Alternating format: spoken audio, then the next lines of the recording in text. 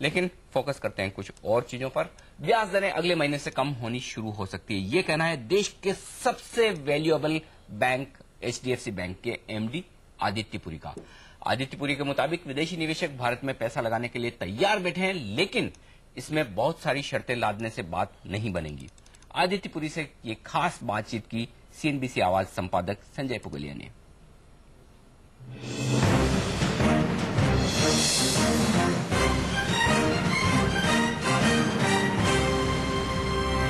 पहला सवाल मेरा आपसे ये होगा कि पिछले दिनों मूड बड़ा खराब था, इकोनॉमी को लेकर के सब लोग शिकायत कर रहे थे कि बड़ी निराशा है, लेकिन आपका भी एक स्टेटमेंट था कि कहीं हिंदुस्तान ग्रीस के रास्ते पर ना बढ़ रहा हो आगे।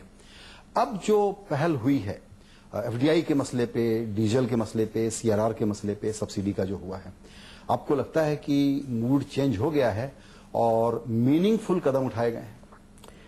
देखिए, पहले तो मैं ये बता दूं कि मेरे जैसा इंडिया बुल तो है ही नहीं। मैंने उसमें ये कहा था कि हमारे लिए इस समय अपॉर्चुनिटी फैंटास्टिक है। राइट। यूएस जो है प्रॉब्लम में है, यूरोप प्रॉब्लम में है, हमारा मेन कॉम्पिटिटर चाइना में की जो शाइन है वो थोड़ी उड़ गई है, ब्राजील, कोरिया। तो हम जब अभी इन्वेस्टर शो से आए थे तो उधर लोग बोल रहे थे भैया देखो आपका 5-5.5% ग्रोथ है, आराम से 6-6.5 हो सकता है अगर आप थोड़े एक्शन ले लें, तो पैसा वेट कर रहा है उधर आने के लिए। और ये थोड़े एक्शन, बेसिक एक्शन की बात कर रहे हैं वो, या वो बड़े रिफॉर्म की बात कर रहे हैं जिसको करना इस वक्त मुश्किल है? नहीं, उन्होंने तो सब बताया हुआ है और मेरा ख्याल सरकार भी बोल रही है वो करने की जरूरत है। अब इसमें तो कोई दो राय नहीं हो सकती कि फिस्कल डेफिसिट को कंट्रोल करना पड़ेगा। पहले तो 5 में लाओ और फिर जो हमारा रिस्पॉन्सिबिलिटी एक्ट है उसी ने बोला था 3 पर लाने का, तो फिस्कल डेफिसिट कंट्रोल की बात हो रही है उनकी तरफ से। दूसरी तरफ से वो बोल रहे हैं कि जरा हिंदुस्तान में बिजनेस करना है जो जरा सरल बना दीजिए, 50-50 वो नहीं। और जो आपकी प्रॉब्लम्स रोज अखबारों में आती हैं कि ये पावर है, लैंड है, माइनिंग है, इनका जरा सिस्टम आप ठीक कर दीजिए। और ये नहीं बोल रहे कि एक दिन में ठीक हो जाएगा, आप शुरुआत तो करिए। बिल्कुल। अब आपका लास्ट क्वेश्चन जो आपने पूछा, कुछ फर्क पड़ा कि नहीं? जब से ये मेजर्स लिए हैं पैसा आया है तो रूपी स्ट्रेंथन हुआ है, रूपी स्ट्रेंथन होएगा तो ऑयल बिल कम हो जाएगा।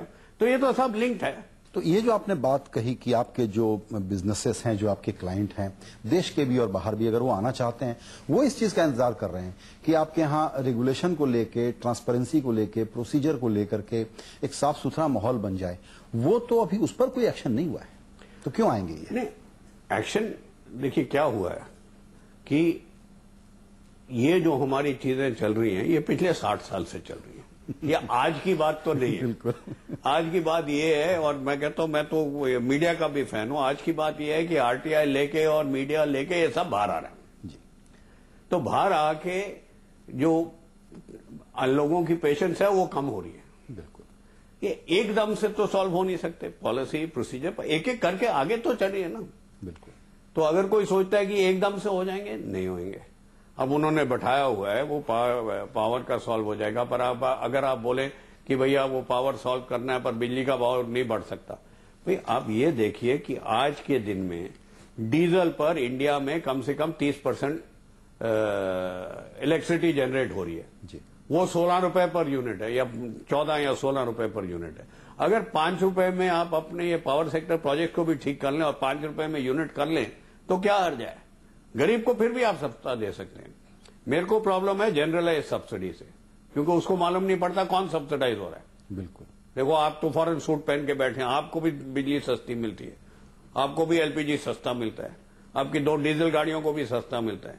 मेरे बेचारे ड्राइवर के पास ना तो डीजल है ना हो इतनी इलेक्ट्रिसिटी यूज करता है। तो जनरलाइज सब, पर इसको चेंज करने में एकदम से नहीं होएगा।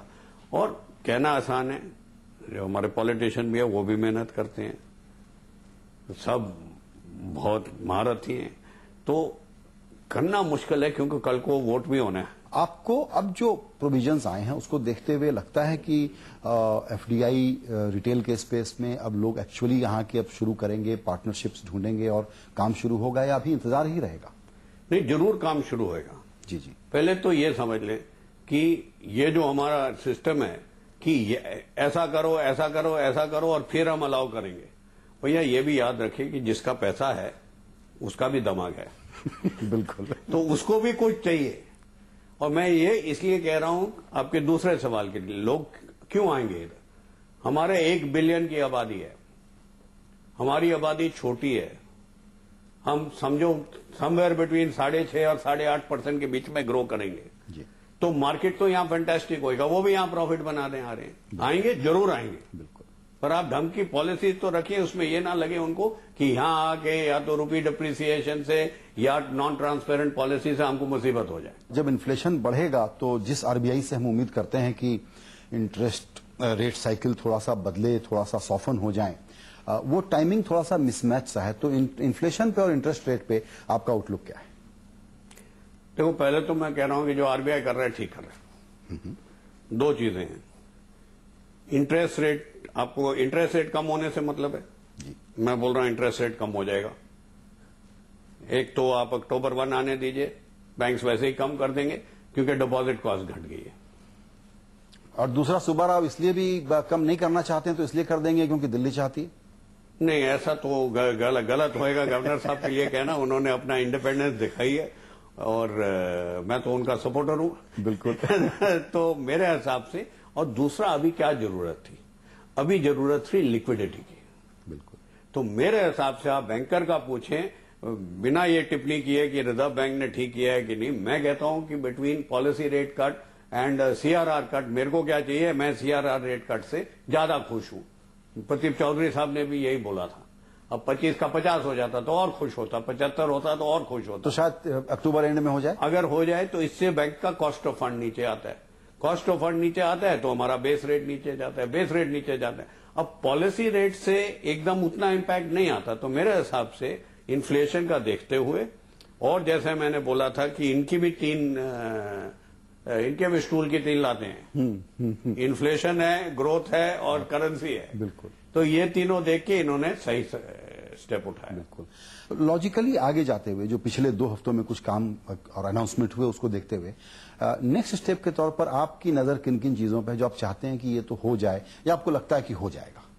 मेरे को लगता है हो जाना चाहिए। क्या क्या? क्योंकि काफी चीजें ऐसी हैं जिसमें पार्लियामेंट की अप्रूवल नहीं चाहिए। अगर कोल की पॉलिसी ठीक हो जाए तो वो तो उसमें पावर काफी हो सकता है। लैंड एक्विजिशन बिल पास हो जाए, वो उसमें ठीक हो सकता है। सब्सिडी में डिसाइड कर लें कि पोर को कैसे सब्सिडी पहुंचानी है, ये बहुत है।